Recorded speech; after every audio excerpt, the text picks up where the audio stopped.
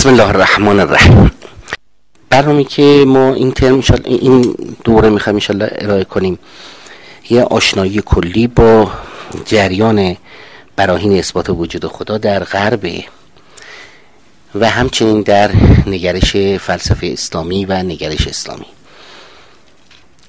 اون چیه بیشتر از همه اهمیت داره در این جلسه دوستان بدونن که ما برای این نیست نمیخوایم کلاس معارف بذاریم که بیایم اینجا 4 تا مثلا اثبات کنیم وجود خدا و این حرفا. نه، برهان ها رو میخوایم از لحاظ منطقی بررسی کنیم. بعضی ها معتبرن، بعضی ها معتبر نیستن، بعضی ها مدت ها فکر میکردن معتبرن بعد متوجه شدن که نه، اعتبار ندارن. یه کار اینگونه است میخوایم انجام بدیم. لذا دوستان توقع برنامه رو به این صورت داشته باشم.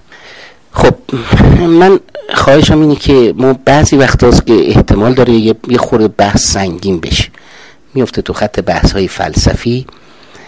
احتمال داره که زمینه های شما نداشته باشید و چون زمینه ندارید سوال هایی براتون پیش بیاد. مضایقه نکنید، نگید خجالت میکشیم، زشته، معلومه این که من همه میفهمم من چرا نفهمیدم، این گونه نش. یعنی اگر جایی مثلا شما که مهندسی هستید نمیدونم چقدر زمینه این کارها رو داشتید، اینو بپرسید و کوتاه هم نیایید. یعنی اینجوری نباشه که مثلا فرض کنم ما نفهمیدم، خب باشه دوباره توضیح میدم.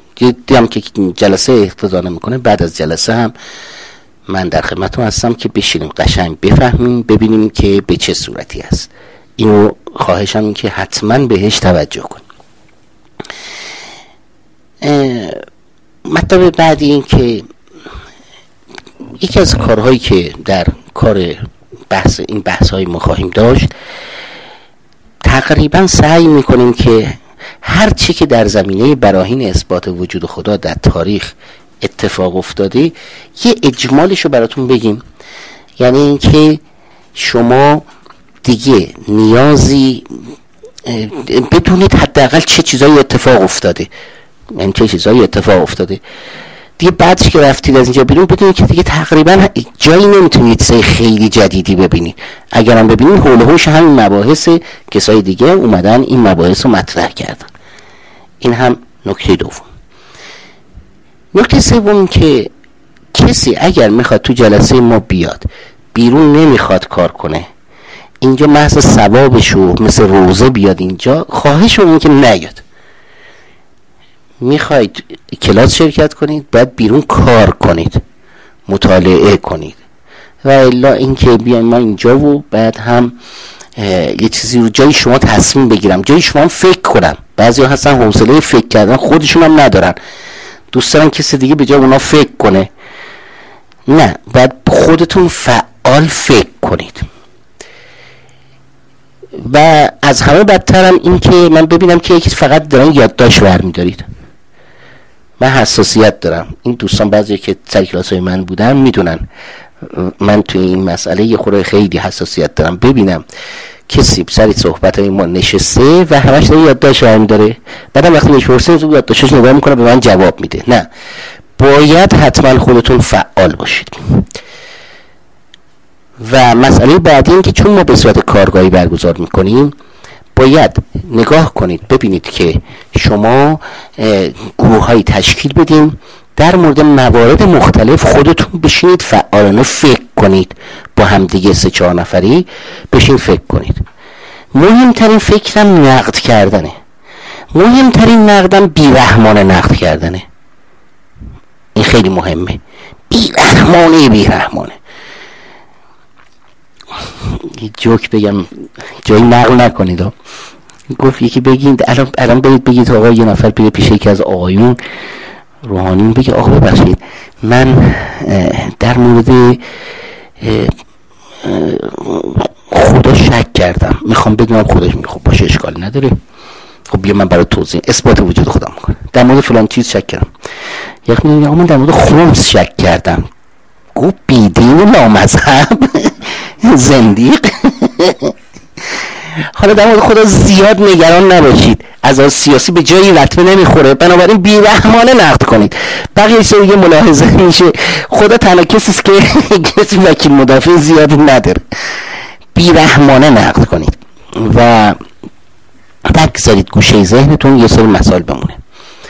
خب حالا سوال، بعد آخرش میخوایم به چه نتیجه‌ای برسیم؟ نمیدونم.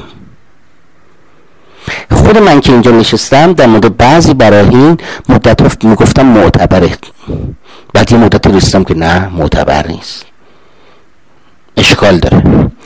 بعضی مدت نه درسته، بعد دوباره یه ورژن جدید شدم نه این ورژن درست نیست. خب توقع این که از الان من بگم فلان برهان خوبه بده اشکال داره نداره، اینها رو هم نداشته باشید. برای یه خورده ترستون بریزه، برهان نظم مثلا برهان معتبری نیست، جایی نگید بگم فلان بیدینه. برهان نظم از یه جهت‌های برهان معتبری نیست. چه بچه‌ای نگاه می‌کنی؟ آقا از کلاس اول دبستان ما خوندیم برهان معتبریه. چی؟ آنتریفولون باشه، حالا ما میگیم ما حالا برسیم. نترسید، شما نترسید، یعنی یه مقداری در این کلاس نترسید و سعی کنید که را بیایید. فوقش ما گفتیم برهان، اگه وقتی ما گفت آخر هیچ کنیم برهان معتبر نیست. این هم نکته بعد. ولی خواهشم اینه که اگر کسی میخواد در این کلاس بیاد، کلاسی است که بحثی است که بیرون باید کار کنید. بعضی این کتاب ها بهتون معرفی میکنم سخت خوندنش، سخت، خوب باید تمرین کنید. قدیم ما آدم میتونید یادتون هست که کتاب های قدیمی رو دیدید چقدر تو هم نوشتی، مثال که نبود که با هیچ سنگ چاپ بود به زور یه سنگ پیدا میکردن و اون تا حد اکثر استفاده رو میکردن که یه ورق چاپ بشه. مطلب، شکل، هیچ کنون از این افراد ذهن فرد باید کار میکرد. الان ما نه، الان تکنولوژی آموزشی برای ماها نمیدونم فیلم سینمایی درست میکنه، در قالب فیلم سینمایی یه جوری مسئله رو به من بفهمونه، بعد در قالب مثال های متنوع و نمیدونم انواع و اقسام اینجا چیزا بعد یه مطلب برای من واضح بشه. این کار ما رو تنبل کرده، یعنی ذهنای ما رو تنبل کرده. به خاطر همین هم هست باید یه جاهایی کاری بکنید که بتونید عقلتون رو به کار بندازید. اونایی که ریاضی خوندن بعضی وقتا بعضی مفاهیم هست اصلا تو ریاضی قابل بیان نیست. مثلا رادیکال منهای یک معنی نداره، اصلا رادیکال منهای یک هیچ وقت درسته، ولی با همین رادیکال منهای یک هزارها رابطه میان جبر مختلف درست میکنن، اعداد مختلف درست میکنن و خیلی چیزای دیگه درست میکنن. ذهن باید ذهن مجرد باشه. برای اینکه ذهن مجرد باشه تمرین میخواد، کار میخواد، و چون تمرین میخواد سر کلاس، کار کلاس هم یه چنین وضعیتی داره. من شاید کلاس اینجوری ندیده باشم، دانشجویان بعضی وقتا سر کلاس هستن، یکی دو دانشجو عبارت خوبی میگه ما مثل که بعد از صحبت شما مثلا کلاس مثل محتمالمون دادن کلام به اندازه مثلا به جای 2 ساعت نشستیم منزل مثلا 10 ساعت هی اذیت شدیم، فکر کردیم. برای کلاس که میایم احساس میکنیم که کار خیلی سنگین بوده. چرا؟ چون در کلاس بر بحث در کارگاه باید خودتون فکر کنید. حوصله ندارید نیایید، این دارم خدمتتون میگم، ثواب نداره نمیدونم چی اینجور چیزا نیایید. روزه نمیخوایم بخونیم، مطلب نمیخوایم بر این اساس بگیم، اینجور کارها رو انجام نمیخوایم بدیم بر این اساس. برای همین هم هست که باید یه مقداری تحمل کنید بیایید. بعضی جاها هست که یه کار فقط عقلی محض باید باشه، یه مسئله برخورد کنی. بعضی جاها هستش تجربه دخالت میکنه، بعضی جاها مسائل دیگه دخالت میکنه که کم و بیش هم با همه اینها بتونیم آشنایی باشیم. مجموعه اینها نوع کار، سبک کار ما رو در این دوره نشون میده و خواهشم اینه که یک چنین مسئله رو توجه کنیم که ما دچار مشکل نشیم و خواهشم اینه که غیبت هم نکنید، چون واقعا از دست میدید. یعنی یه بخشی از کار به همدیگه ارتباط داره، حلقه واسطی هستش که به همدیگه ارتباط داره. خب با این توضیحات مطلب خاصی، سوال خاصی خط و نشونامون کشیدیم بنز کافی؟ بله؟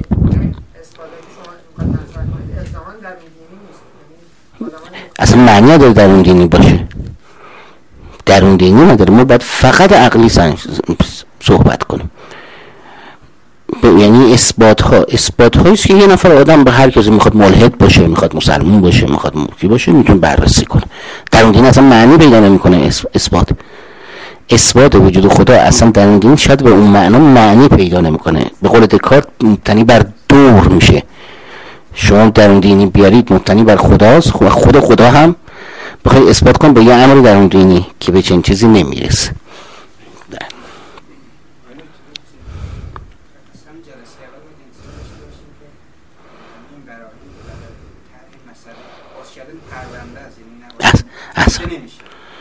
نه اینجوران نیست که بسته بشه.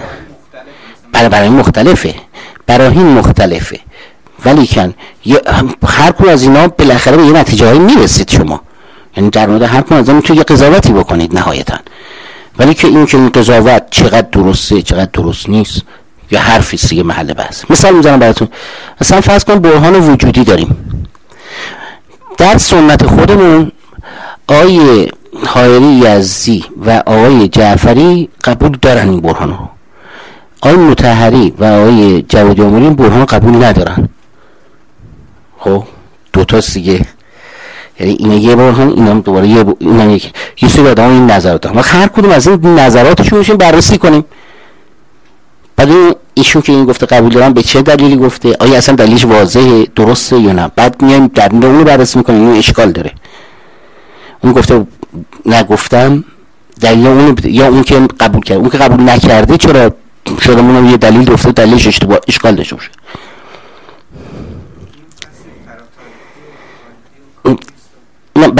ببینید بحث تاریخی اینهاشون نه، الان فعلا اصلا بحث تاریخی اینجوری نمیخوایم بکنیم. البته داریم تو تاریخ میگیم، اینو فرض میکنیم که چه تحولی پیدا کرده، ولی کن تاریخی فراتاریخی این که بحث تاریخی به اون معنا هگلی بخوایم با مسئله برهان ها صحبت کنیم، نه اصلا صحبت نمی کنیم، چون اعتقاد نداریم. چون میخوام مثلا یه بحث منطقی صحبت کنیم. بحث منطقی دیگه در قالب تاریخی نمی گنجه. بله دیگه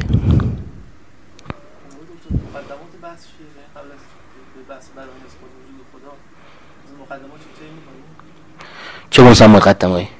مثلا تصوراتی از خود خدا وجود داره که برای این در خدمت اثبات. ببینید بحث براهین اثبات خدا با بحث مفهوم خدا دو تا بحث مفهوم خدا برمیگرده به بحثی به نام این که ما چه برداشتی از صفات خدا داریم. قول تشبیه و تنزیه و مسائلی از این دست پیش میاد که شاید صحبتشو توی یه سخنرانی که ما فردا گمان کنم داشته باشیم اونجا من توضیح بدم. اما این بحث در مورد خود خداست داریم صحبت میکنیم که حالا این دوتا با هم چه ارتباطی پیدا میکنن تو جلسه انشالله صحبت خواهیم کرد. نه فعلا فقط هم مقدار بذاریم بحث مطرح کنیم، بعد میریم تو قالبش صحبت میکنیم با هم دیگه. چشم رسید اونجا بهتون میگم که چه جوریست، که آیا اول میفهمیم خدا چیه میخوایم اثباتش کنیم یا نه اول میریم یه اثبات میکنیم بعد از اون در میاد خدا چیه. تو بحث های که رسید انشالله صحبت خواهیم کرد. ولی اونی که فعلا من در قالبی که فعلا وجود داشته تا حالا اونا رو براتون صحبت میکنم دیگه. سوال؟ خب بسم الله الرحمن الرحیم. بحثی که ما در مورد براهین اثبات وجود خدا داریم، اولا اینکه ما یه موضوعی داریم به عنوان برهان، یه موضوع داریم به نام علت. برهان با علت، دلیل با علت فرق داره با هم دیگه. ما اعتقاد به وجود خدا داریم، یه دلیل داریم برای این، یه وقت هست علت داریم. چی میشه که من اعتقاد به وجود خدا دارم؟ چی شد که من اعتقاد به وجود خدا دارم؟ خب به خاطر که مامانم گفته، به خاطر اینکه تو جامعه هی به من گفتن، به خاطر اینکه میبینم خدا خیلی خوبه برام. به این میگن علت اعتقاد به خدا. اما اینکه چرا خدا وجود داره میشه دلیل. پس ما یه علت اعتقاد به خدا داریم، یه دلیل وجود خدا داریم. انواع علت ها میتونه وجود خدا داشته باشه. این که یه کسی بگه آقا خدا برای خدا، این که برای من خوبه، کیف میکنم با خدا داشته باشم. یه علتی که تو اعتقاد به وجود خدا داری چیه؟ میگه هیچی، وقتی که دعا میکنم بعضی کارها مستجاب میشه. میگه علت دیگه چی داری؟ میگه یکی از علتش این که بعضی آدم ها هستن بخواد که دلشون میخواد مسائلی که در درون خودشون هست یک الوهیتی برای اون در نظر، قداستی براش در نظر. اینا میشه همه علت اعتقاد به خدا. در تاریخ دو تا کار انجام شده، یک دلایل مورد بررسی قرار گرفته، دو علت ها مورد بررسی قرار گرفته. علت ها علت اعتقاد به خداست، دلیل ها دلیل وجود خود خداست. در قرن 19 هم شاید بتونیم بگیم قرن الحاده، یعنی شما گردن کلوفترین ملحدای دنیا و عالم رو تو همون دو قرن 19 هم میبینید. آدم های اومدن چه تو بحث براهین اثبات وجود خدا، تو بحث چیز دیگه. یه وقت هست که شما میاید نگاه کنید یه دلیلی بر اثبات وجود خدا میارید، این دلیل که آوردید یه نفر میاد میگه که غلطه، به این دلیل به این دلیل به این دلیل غلطه، منطقه دیگه شما میگه درست یا غلطه. اگر یکی منطقاً یه دلیل اثبات وجود خدا رو رد کرد، ازش چی استنباط میکنیم؟ خدا هست یا نیست؟ چی استنباط میکنیم؟ یعنی چی؟ خدا هست یا نیست؟ معلوم نیست. اصطلاحاً میشیم لا ادری. اگر وجود خدا رو اثبات بکنه، یه کسی یه برهان وجود خدا رو رد کنه بگه این برهان غلطه، این دال بر وجود خدا که نیست، دال بر اینه که وجود خدا نتونست اثبات کنه. حالا احتمال داره بعدا یه کسی دیگه یه راه دیگه پیدا کنه اثبات بکنه، یا هست یا نیست. اینو یکی از کسایی که خوب فهمید راسل بود. یک عرضم به حضورتون که این نمیکشه بیشتر، من بکشم خود عقب‌تر بشینم. نه اینو سیماش باید از اون طرف باید کشه، ولش کنیم رحمت بعداً درست بکنیم. راسل در مورد راسل به عنوان یه نفر کسی که اعتقاد به وجود خدا نداشت، خب آدم تو فلسفه خیلی مسلط، منطق خیلی مسلط، یه فرد بسیار خوشفکر از این جهت ها، یعنی ذهن خیلی جواری داشت. از یه طرف دیگه هم کاپلستون که دور تاریخ فلسفه رو هم نوشته که کشیش بود به نام پدر کاپلستون، پدر فردریک کاپلستون میگفتن، این هم به عنوان یه معتقد وجود خدا. اوایل قرن 20 بحثشون میشه، اون میگه هست خدا، اون میگه خدا نیست. در سالهای 1930 این حدودا میگه خب یه کاری کنیم، بیم مناظره کنیم. خب باش، چجوری مناظره؟ زنده. از کجا؟ از BBC.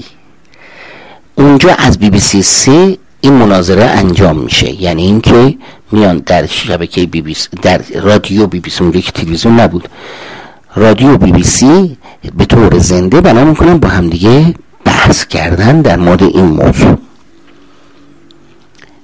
بعد که بحث میکنن خیلی جالبه که راسل کاپلستون اول بحث با هم دیگه همین شرط میکنن، اولی شرط که میکنن همین حرف شما بود که خدا چی اصلا، با هم به توافق میرسن. بعد راسل میپرسه که کاپلستون میپرسه که موضع من این است که چنین خدایی وجود دارد.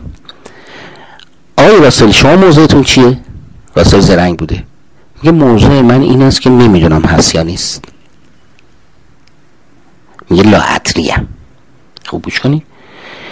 بحثم که میکنن بحث لاادری میارن، با هم بحث میکنن مفصل. این کتاب، این مناظره پیاده شده و به عنوان یه متن سند به قول معروف فلسفی تو تاریخ حساب میشه. تو کتاب عرفان چرا مسیح نیستن و یکم عرفان و منطق راسل که یک شای دریابندری ترجمه کرده، که دیگه در اونجا عین متن اومده که یکی از کارهایی که باید انجام بدید دقیق خوندن این مناظره است که دقیقاً بدونید که اینا چی گفتن. با هم بحث میکنن. و یه سوال بعد از این بحث تموم میشه، دوستو مردم گوش میکنن. نظر شما اینه که مردم چی کار میکنن؟ مردم کدومی که از این حرفا رو میپذیرن؟ کدومی که میپذیرن؟ یعنی چی؟ یعنی بالاخره خدا هست یا نه؟ بعضی معتقد میشن خدا هست، بعضی معتقد میشن خدا نیست. کدومی کی؟ دوست داریم کاپلستان رو بپذیرن. باریکل. نه مردم چجوری؟ ببین شما حرفای منطقی تر و یه حرفی دیگه. نه مردم چجوری به ازشون؟ ببخشید وقتی ما از بچگی که به دنیا میایم یه چیزی تو ذهنمون میکنم خدا وقتی مثلا میایم یه مثلا ما که مسلمان هستیم یه پلاک اللهی بن یکای چیزی از باریکل. من از بچگی که به دنیا میام داریم با چی بود؟ ببین من الان سوالم سر نیست. من سوال شما سوالم درست میگید. باریکل. احسن. اگر این پیش زمینه رو نداشته باشن، من که این پیش زمینه رو داشتم بیشتر خب آره باریکلا. یعنی این که صحبت ایشون اینه که اینجوری واقعا میشه بعضی ها آخر بحث میشن دیدی کاپلستون حالش گرفت، بعضی میگن دیدی راسل حرفشو زد. آها باریکلا. دقت کنید. یعنی بعضی ها میگن باریکلا کاپلستون دیدی من کوبش کرد، اون که دیدی جوابی کم آورد راسل تونست حرفشو بزنه. اینو برای چی دارم میگم؟ چند تا نکته مد نظرمه. یک، اول از همه این که پذیرش یا پذیرش نکردن یه منطقی بعضی وقتا علت داره.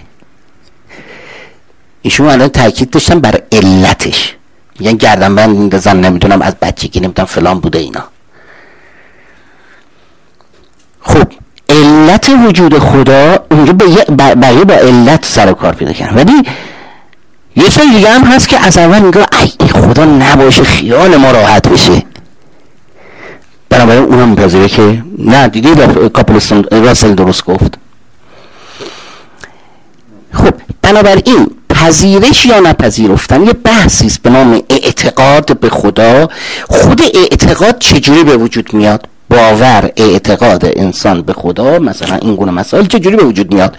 یه بحث مفصل هم روانشناسی داره، هم بحثای دیگه داره، فلسفی داره و مسائلی از این دست. خب مسئله بعد این که پس ما یه علت اعتقاد به خدا داریم.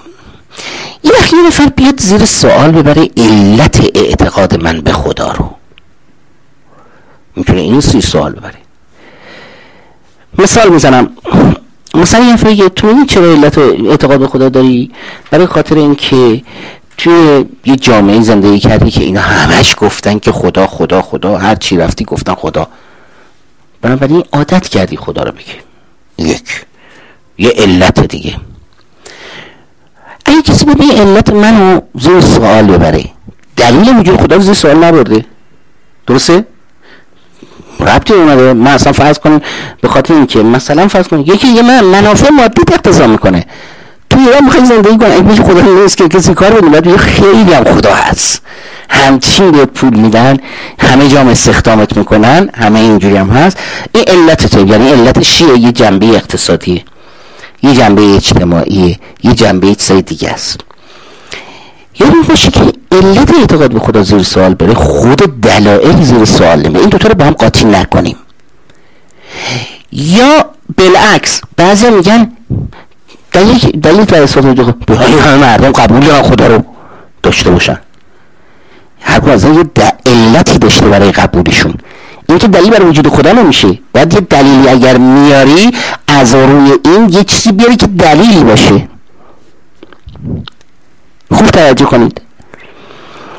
پس ما دنبال بحث علت ها نمیریم. علت ها عواملی هستن روانشناسانه، جامعه شناسانه، اقتصادی و مسائل از این دست. خیلی سیدی مختلفین، حتی بحثای فلسفی میتونه باشه. فعلا ما کاری به این نداریم، عربی این هم مسئله از خودش. خب یعنی راسل زرنگ بود، نه بگه که آقای کاپلستون کیشیشی تو؟ خب معلومه میگه خدا هست. درست شد؟ هیچ وقت این حرف نمیزنه. یا بعضی ها اومدن علت وجود خدا رو زیر سوالای دیگه بردن. مثال میزنم، مخصوصا دارم میگم 3-4 تا از این مثالا رو بدونید. امروز روز از اون بیدینی های ماست، یواش یواش میرسیم تا آخرش میگم براتون. اومدن گفتن آقا تون چرا مردم به خدا اعتقاد دارن؟ مارکس اومد گفتش که آقا اقتصاد زیر بناست، ابزار تولید تعیین کننده است، روبنا میشه اخلاق، آداب و رسوم اجتماعی و یکی از اونها میشه دین. دین هم جنبه افیونی داره برای جامعه، مثل مسکنه. شما وقتی دردت میگیره مسکن میزنید آروم میگیرید.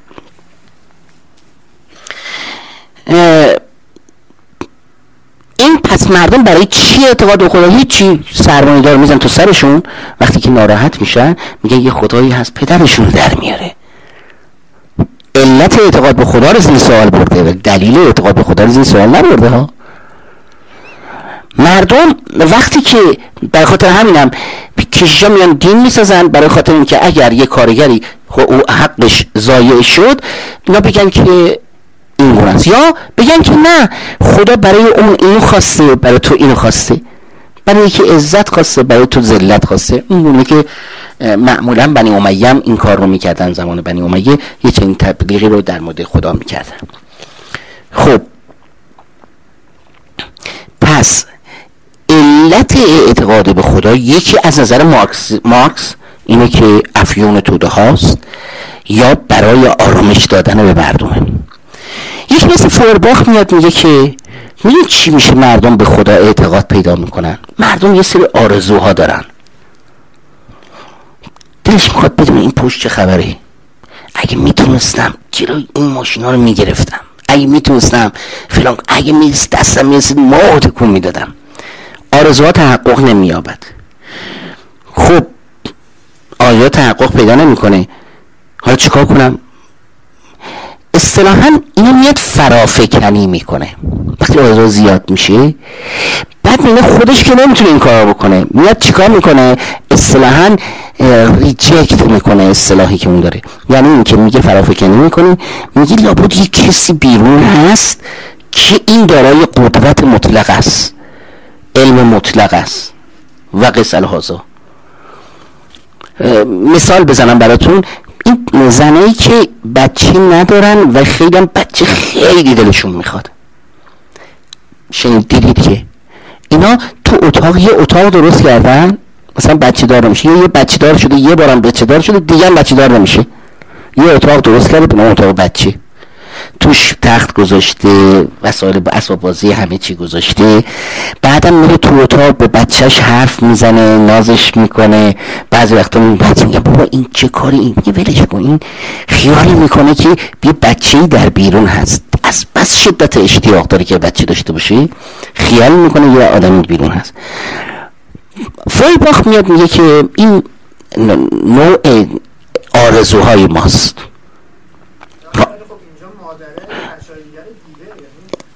حالا ببین جواب نخواستیم بدیم ما، فویباخ خیلی جواب داره نگران نشید.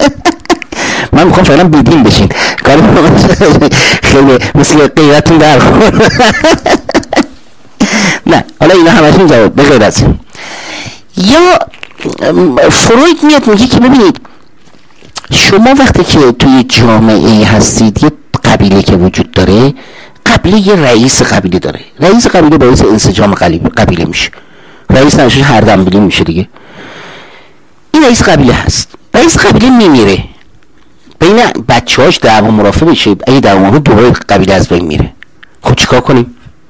مجسمه این آدما میسازن اینجا میذارن، این مجسمه میشه وحدت بخش به جامعه، توتم. بعد میگه این توتم در جوامع دینی بعضی وقتا این توتم رفته نقششو میاره، وقتی جوامع بزرگتر میشه خدا. خدا چیه؟ وحدت بخش بین یه سری آدمایی توی یه جامعه است. بنابراین یه چنین چیزی وجود داره. یا یه تعبیری داره که اون تعبیر دیگه تقریبا سخیفه، دیگه کسی هم به کار نمیبره، مثل تعبیر عقده اوتیپ، یعنی عقده های سرکوب شده جنسی که پدر آسمانی میطلبه و مسائل از این دست، که اونم یه تعبیر دیگه است.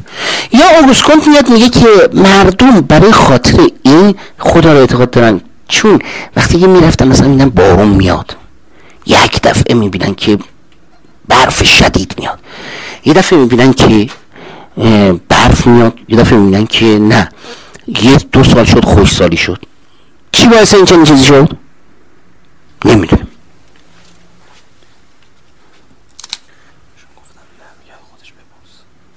باشه. کی؟ الان بعد نمیشه. الان نخ.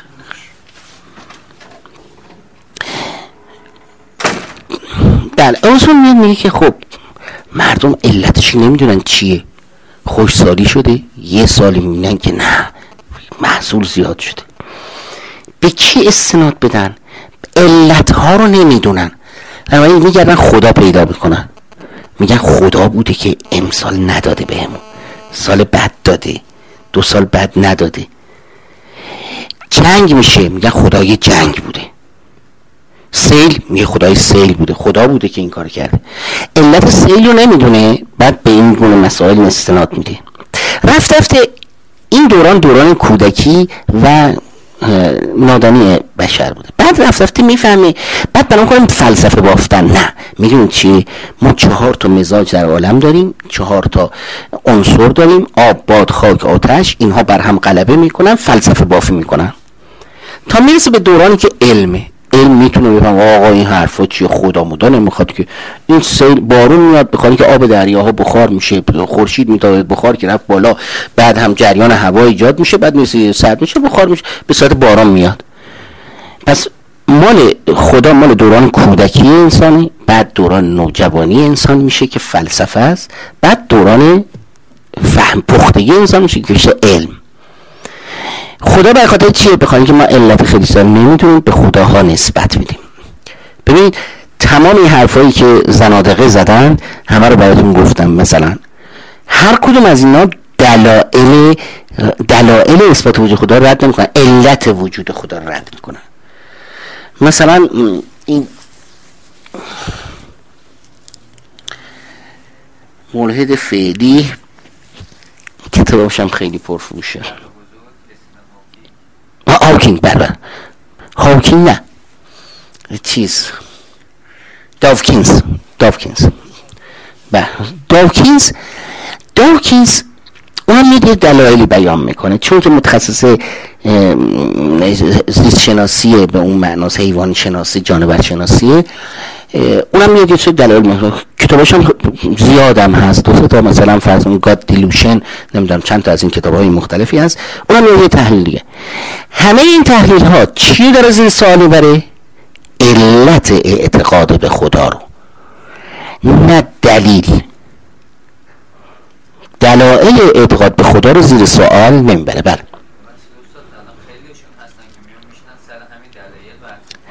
بله قبول دارم. نه خیر ابدا نه، میگم هر کس که ملحده که اینجوری نیستن. 2 جور ملحد داریم. مثلا یه سری هستن علت اعتقاد ما رو به خدا زیر سوال میبرن، یه سری هستن میان بحث دلایل اثبات وجود خدا. مثلا مثال میزنم جیل مکی دلایل رو زیر سوال میبره. بله اون دلایل به کار میبره. بله میخوام همین اتفاقا بگم. بنابراین مثلا بعضی جا هیون مثلا فرض میکنیم که همین که اسمش چی بود گفتن، آنتونی فلو مثلا فرض کای نیلسن، مخصوصا حالا این که مثال دادم واقعا ملحدی که پخته واقعا حرف زده همین جیل مکی هستش که کتاب معروفش به The Miracle of Theism، اون کتاب خیلی معروفی است، پخته هم کار کرده، یعنی دقیق نشسته زحمت کشیده کار کرده. این کسای دیگری که توی این زمینه ها دارن صحبت میکنن این گونه مسائل بکار من. مثلا الان برای اینکه این مقدار آشنا بشید، مثلا ژیژک از این کسایی که الهی مطرحه و هنوزم سطح حرفش من نفهمیدم چقدر، بله پست مدرن هم نه دیگه، اصلا پست مدرن هم زیاد قبولش نه، ولی خب بالاخره متفکری است که حرفش به قول ایدئولوژی شده برای خودش. ژیژک اگه دو سه جا حرف میزده این بیشتر رو علت اعتقاد به خدا کار کنه، نمیاد روی دلیل صحبت کنه. بعضی از میگن یعنی چی بوده، اصلا ما از اساس علت وجود خدا رو باید زیر سوال ببریم تا اینکه دلیل. توی این بحث ما در مورد علت صحبت نمی کنیم. فروید چرا این حرفو زد، درست گفت یا غلط گفت، به ما ربطی نداره. مارکس درست گفت یا غلط گفت، بحث نمی کنیم. و این توقع این رو نداشته باشیم تو بحث خودمون. خواهشم اینه که یعنی اونا برای خودش جای دیگری جای بحث داره. یا مثلا فرض کنید گفتم بهتون فویرباخ مطلبی که میگه، کسای دیگه که مطلبی که میگن، اینا هیچ کدوم از اینها بحث دلیل رو پیش نمیکشن. اما بعضی مثلا دلایل اثبات وجود خدا، دلایل له میگن، بعضی دلایل علیه میگن. کتاب جیل مکی هست The Miracle of Theism، The Arguments for and against the existence of God، یعنی برهان‌هایی برای وجود خدا یا رد وجود خدا. خب درست شد. پس بین علت و دلیل تفکیک شد. توجه کردید؟ یعنی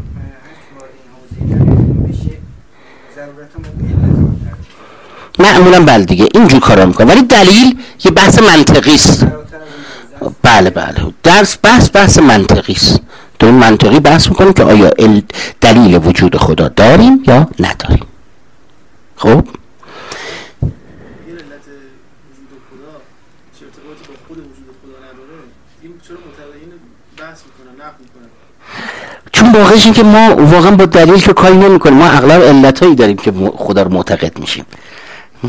یعنی ما علت روانشناسی جامعه شناسی شما را اگه زیر سوال ببرن، بعضی وقتا که باور داشتن یه سری دلایل جامعه شناسی روانشناسانه داره دیگه. یکی میخواد یا بی خود باور داری، حالا میخواد خدا باشه نباشه، من کاری به اون ندارم. اون کسی که میاد صحبت میکنه دلایل صحبت میکنه، بنابراین مشکل باور به وجود خدا رو نداره. فعلا میخواد چی صحبت کنه؟ میخواد اصلا خدایی هست یا نیست.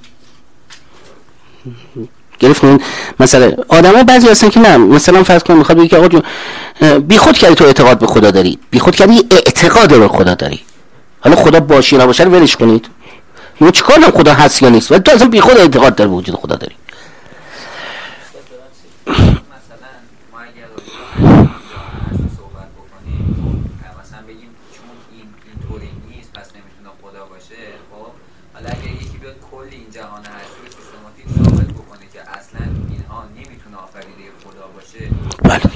اون چی میشه؟ خدا اثبات دلیل وجود خدا رو زیر سوال برده، نه علت. مثلا سر این دلیل وجود خدا رو زیر سوال برده، نه علت. درست شد؟ من فقط میخوام این دوتا رو با هم دیگه تفکیک کنید، خیالتون راحت بشه. اول ببینیم ما کجاهای بحث هستیم، چه بحثی رو میخوایم مطرح کنیم، چه بحثی چه چیزی رو میخوایم. بنابراین شما دیگه ما کاری به اون دغدغه نداریم. اما بریم سر دلیل. من مطرح کردم در اثبات وجود خدا، اگر دلایل اثبات وجود برهان رد بشه، دال بر این است که چی؟ یعنی چی؟ یعنی خدا معلوم نیست باشه یا نه.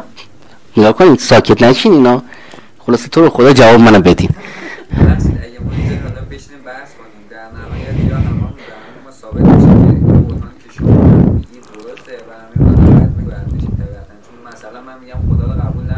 نه شما میگی من یه برهانی نمیپذیرم، خب یا میپذیرم. الان که مثلا دلیلی در رد برهان شما ندارم، ولی یه برهان دیگه باز دارم که میگم که خدا هست. خب آخر بحث دیگه نتیجه نمیده. ببینید من سوالم سر این دیگه است. بحثم سر اینه که شما به نشستیم دلیل آوردیم، بعد دلیل وجود خدا رو رد کردیم.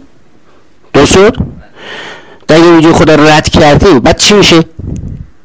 دلیل وجود خدا رو رد کردیم. خب یعنی الان یا خدا هست یا خدا نیست. خدا هست یا خدا نیست. من یه بحران دارم مثلا دارم، یا من مثلا یه بحران دارم که دلیل درست که دلیلش درسته، من میگم خدا نیست، ولی شما این نه نشد. نه من میگم که بر مبنای این دلیل خدا نیست. خب یه بحران میچینم میگم بر مبنای حالا همینه تو میخوام بگم، سوال سر همینه. بذارید ایسا بدید، بذارید یه خورد برسیم جلو چشم، من کمک کنم یه خورد عجله نکنید برسیم من چی میخوام بگم. من یه دلیلی که بیارم، دلایل این دلیل آوردم غلط، یه دلیل دیگه آوردم یا آقا اینم غلط، اینم دلیل آوردم غلط، ازش نتیجه میتونم بگم خدا نیست؟ میشه نتیجه گرفت یا نه؟ چرا؟ چون دلیل درست نمیدونم. حالا سوال دیگه، آیا میتونم دلیل بیارم که خدا نیست حتما؟ میشه؟ ها؟ چجوری میشه؟ اثبات کنید، اثبات کنیم که حتما خدا نیست. چجوری میشه؟ شما وقتی نتونستید اثبات کنید، مثال دیگه بزنم براتون این شاید اینجوری باشه. من اگر اومدم رفتم هر چی گشتم کلون نریختم هیچ موجود جانداری نیست، آیا میتونم بگم که اثبات کنم که اصلا موجود جاندار نیست؟ نه، من فقط تونستم اثبات کنم تا حالا جاندار ندیدم. درست شد؟ اما میتونم اثبات کنم که اصلا جانداری در مریخ نیست؟ نه. حرفی که داریم میزنیم که کل جهان رو در بر بگه جهان شمول بشه دیگه چه احتیاجی داریم که بخوام نه ببین من که بگردیم، ببین من دارم بحث منطقی میخوام بکنم میخوام بگم ببینید برای اینکه اثبات کنم که حتما خدا نیست، اثبات کنم که حتما موجودی در کره مریخ نیست جانداری، هرچه من برم و نبینم دلیلی بر وجود موجودی در کره مریخ نبینم، این اثبات نمیکنه که حتما نیست، اثبات میکنه که تا حالا نمیدونم هست یا نیست. هرچه شواهد بود شواهد دال بر این است که موجودی نیست، اما قطعی یقینی میتونم اثبات بکنم که موجودی در کره مریخ نیست. نه من برعکس کار ندارم، من فعلا اول دارم این ولی صحبت میکنم تا بعد برسیم به برعکس. ما که هنوز اثباتی نکردیم، حرفی هم نزدیم که شما بگین آقا اینم درست بوده یا غلط بوده.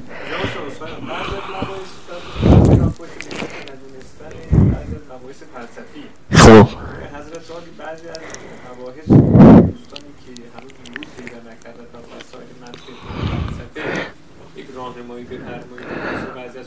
همین کار میکنیم.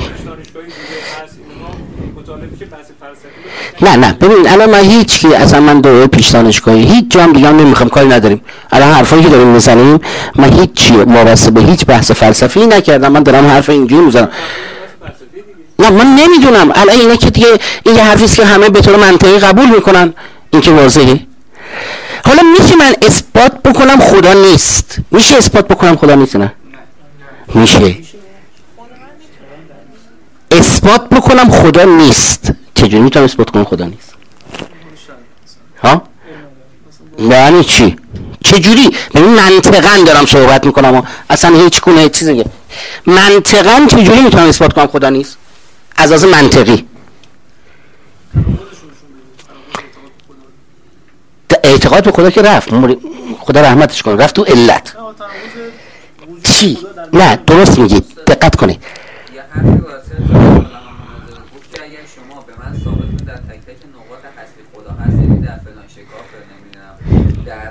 سیاره نپتون مثلا خدا هست به کاپیتالسون من حرف شما رو میپذیرم. خب اگه ما بخوایم خدا رو ثابت بکنیم باید اینو اثبات بکنیم، اما اگر طرف ثابت کنه در نقطه‌ای از همین هستی خدا نیست، ما میتونیم ما اینو ثابت بکنیم که در کل هستی خدا نیست. یعنی ما اگر در یک نقطه اینو در چرا من که نمیفهمم منطقاً اگر خدا باشه خب پس ما خداشناسی اعتقادم خدا در همین هستی هست. من ثابت نه کی گفته؟ من که نگفتم. اگه من گفتم بله حالا شما درست میگید. نه نکنید اتفاقا. ببین من هنوز از دید کسی در مورد که خدا چی هستی چه کار باید بکنه نمیخوام صحبت کنیم. ادعام نکردم والله بالله هیچ چون از آن نگفتم، ولی سوال من اینه که من چجوری میتونم استدلال بکنم که حتما خدا نیست. وقتی ثابت بشه یعنی به نظر شما اگر ثابت بشه که در یک نقطه از هستی خدا نیست، این دلیلی برای نه اصلا. چه دلیل داره؟ واقعا دلیله؟ من اثبات کنم که یه نقطه عالم هست که خدا نیست. بعضی میگن خب اشکال نداره، خدا اینجا نیست، شاید جای دیگه باشه. نه چرا؟ ببره زیر سوال. این دال بر این. ببینید من میگم از لحاظ منطقی گوش کنید، این بحث که دارم من میکنم بحث منطقی دارم صحبت میکنم. از لحاظ منطقی چجوری میتونم اثبات بکنم که حتما خدا نیست؟ یعنی چی؟ ببین من از منطقی رو هم بگید، من نمیخوام اصلا چیزی دیگه اثبات کنم. منطقا چجوری میشه اثبات کرد؟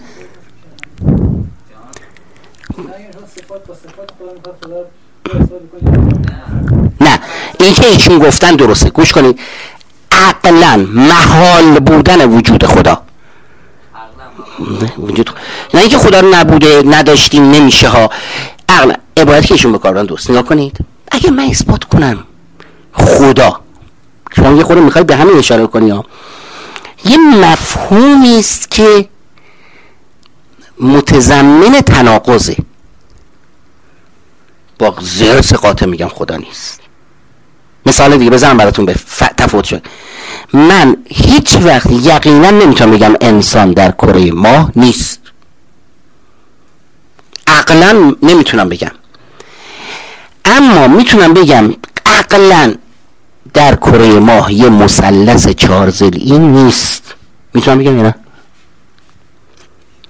ببخشید نه الانو 2000 سال دیگه هم نیست، 5000 سال قبلم نبوده. میتونم بگم دیگه. چرا؟ میتونم اثبات بکنم. اثبات میکنم که خود مثلث 4 ضلعی یه مفهوم خود متناقضه، چون خود متناقضه بنابراین نیست. خیلی راحت میشه که حتما نیست. اما بگم بودن موجود زنده در کره مریخ، هیچ وقت شما این اثبات هایی که بکنی، اثبات تجربه است، من تا حالا ندیدم، ولی اثبات عقلی برای این که موجود زنده در کره مریخ نیست نمیتونی بکنی. پس چی شد؟ خب یعنی برخلاف حرفی که اول زدم براتون، گفتم راسل شد چی بود؟ لاعدری بود. بعضی راسل یه سری آدمی شدن که گفتن چی لاعدری؟ ما میخوایم اثبات بکنیم که حتما خدا نیست. ها؟ چجوری میتونن اثبات کنن؟ نشون بدن که چی؟ مفهوم خدا با اون عبارت که میگیم خودش مثل یک چی میمونه؟ مفهومش مثل مثلث 4 ضلعی. اگه من اثبات کنم که مثل مثلث 4 ضلعی مفهوم خدا، بنابراین اثبات میشه که خدا نیست. خب این میشه این نوع روی کرد تو قرن 20 اتفاق افتاد. یعنی ما دو جور براهین داریم، یه براهین اثبات وجود خدا، یک براهین اثبات عدم وجود خدا. من عبارت اینجوری به کار میبرم، براهین رد وجود خدا به کار نبرم، برای اثبات عدم وجود خدا. پس این که من عرض کردم، ببین حالا میخوام جریان تاریخیشو بگم براتون. تا قرن 18 و 19 برهان اثبات خدا مطرح میشد، یه سری برهان اثبات خدا رو رد میکردن، مثل هیوم، مثل کانت. تو قرن 19 هم یه سری اومدن علت اعتقاد به خدا رو زیر سوال بردن، مثل بگید یالا ببینم مارکس دیگه، فروید دیگه، نیچه نه، نیچه رو آخه نه اینکه نیچه اعتقاد داره یا نداره، ولی نیچه رو نمیشه گفت که اصلا بحث علت وجود خدا رو نکرده. نیچه شاعره به یه تعبیری، یعنی نیچه ایده میده، ایده پردازه، نه اینکه دیگه نه اینایی که من الان گفتم من نه نه اینایی که علت اعتقاد خدا رو زیر سوال بردن قرن 19. فوئرباخ دیگه، نه داوکینز مال قرن 21. بله، مارکس، فروید، آگوست کونت. نوشتی یا ننوشتی؟ همینجور من نگاه میکنم. 4 تا ملحدم یاد بگیرین دیگه. برای قیافه اومدن بد نیست بجا. نه مولتر به اون منه. دورکین اونم میشه به یه تعبیری، ولی حالا بله دورکین همون ماجرای توتم رفته جلو. آگوست کونت. بله، بنابراین چند تا رو مثال زدم برای دونستنش. بله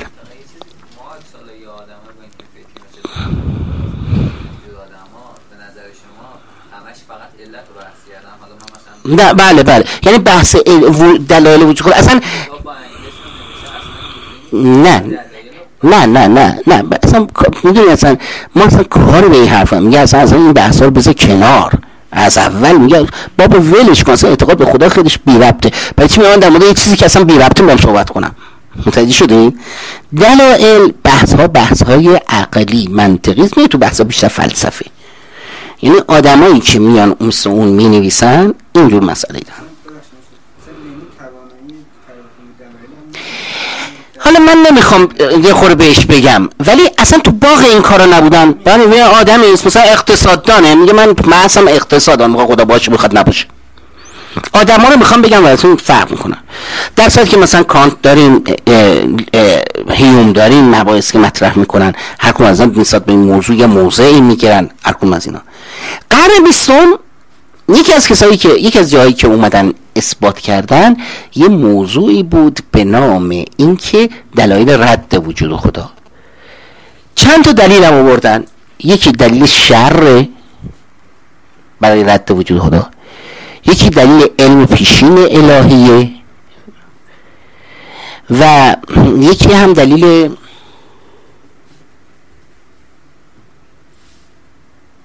یادم رفت، ببخشید دیگه پیرمردی.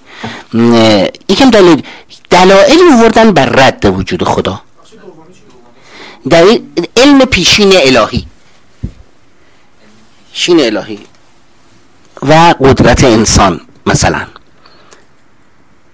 خیلی برهانش هم ساده است، میگه یا بالاخره یا خدا هست یا خدا نیست. اگر خدا هست خدا باید قادر مطلق، عالم مطلق و خیرخواه مطلق باشه. خب اگر ولی در عالم شری وجود داره، بنابراین یا خدا عالم نیست یا قادر نیست شر رو از بین ببره، یا نه ریگی به کفش داره نعوذ بالله. یعنی این که خدا عالم و قادر هست اما یه حالا مردم زج بکشن مثلا نعوذ بالله، و وجود شر نشون دهنده اینه که بس خدایی وجود نداره. این یکی از حالا این دلایل غالب به چه صورتی است بعداً صحبت خواهیم کرد. علم پیشین الهی هم میگه این که اگر خداوند قادر از هر کاری میتونه انجام بده میداند، بنابراین یک کار باید انجام بشه. اختیار دارم من یا نه؟ بله. اگر خدا علم پیشین داشته باشه من نمیتونم یک کاری خلاف اختیار انجام بدم، اما من میابم که اختیار دارم، بنابراین باید حتما خدایی نباشه و الا من مجبور میشم، دسته که من اختیار رو درک میکنم و قصه لازم از این حرفایی که معمولا اینجور چیزی وجود داره. نداره. حالا ما اینا برای درون دینی نمی کنه، اینا برای چاشنی بحثه. شما دیگه اینقدر گفت بلایستش میگه برای یکی میگه خدا نیست، بعد میگفتم که اینجا استغفر چی؟ استغفر میاد.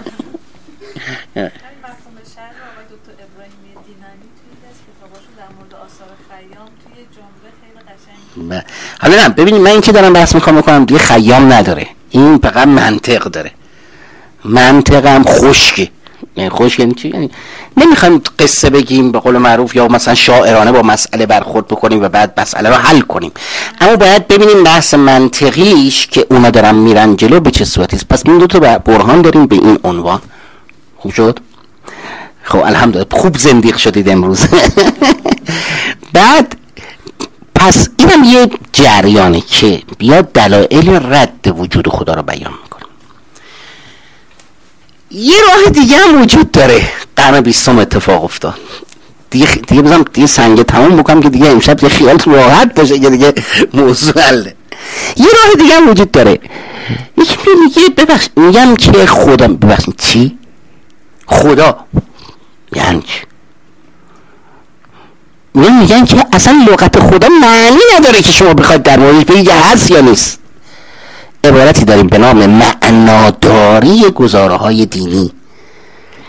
میگن لغت خدا معنا نداره، بنابراین اگر من بخوام اثبات کنم باید اول اثبات بکنم لغت خدا معنا داره، بعد که اثبات کردم معنا داره بعد دوباره اثبات کنم که چنین خدایی هم وجود داره. درست شد؟ پس مجموعه اینها یعنی دلایل و این موضوع که دارم صحبت میکنم این یکی هم میشه یه جریان دیگه. بله نه فیزیون تحلیل نه، فیزیون پوزیتیویستا، پوزیتیوی منطقی و عرضم به حضورتون که اونا بیشتر تو این زمینه رفت، مثل آیر و آنتونی فلون همین جریانی داره دنبال میکنه و قصه هازم یه جریان مال پوزیتیویستای منطقی است. پس چند تا جریان شد. یه جریان دلایل اثبات وجود خدا مطرح میکنه، یه جریان دلایل اثبات وجود خدا رو نفی میکنه. در اینکه اثبات وجود خدا مطرح میکنیم جریانش تو تاریخ خیلی بوده، حالا توضیحش دوباره برمیگردیم. یه جریان خدا رو دلایل رو رد میکنه، مثل کی؟ مثل کی؟ هیوم دیگه، کانت به تعبیر. نه سارت هم شاید اونقدر نگیم، ولی که دلایل رو رد کردن. یکی مثل خود همین راسل دیگه، راسل بهترینش. این یکی. پس یه جریان اثبات وجود خدا میکنه که میرسیم توضیح میدیم، یه جریان دلایل میاره دلایل رو رد میکنه، بنابراین به خدایی چی میرسه؟ به لاعدری میرسه. یه جریان قرن 19 میاد خدا رو، علت اعتقاد به خدا رو زیر سوال میبره، یه نوع الحاده که ربطی به دلایل نداره که تفکیک کنیم. یه جریان در قرن 20 میاد نه تنها رد میکنه بلکه اثبات میکنه خدا نیست، یعنی دلایل بر عدم وجود خدا، انکار وجود خدا رو میاره. جریان آخری که جریان سنگین‌تر از اینا همشون میتونه باشه این که میاد از اول اثبات میکنه که خدا معنادار نیست، اصلا معنا نداره تا در موردش بگیم بیایم بحث کنیم که این خدا هست یا نیست. مثال میزنم براتون، مگه اثباتو که اگه بگم که رسید شنید سر ساعت 5 همه عالم 2 برابر شد، حرفا غلطه یا درست؟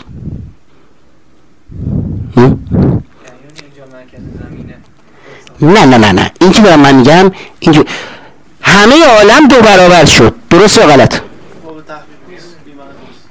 یعنی چی؟ الان عبارت فارسی بگیم، یه خود نمیخوام من اصطلاحات به کار خودم نبردم دیگه. میتونه باشه میتونم نباشه. خب من هیچ 2 برابر شده باشه، بعد یه خب متر هم 2 برابر شده، خود منم 2 برابر شدم، همه چی هم 2 برابر شده.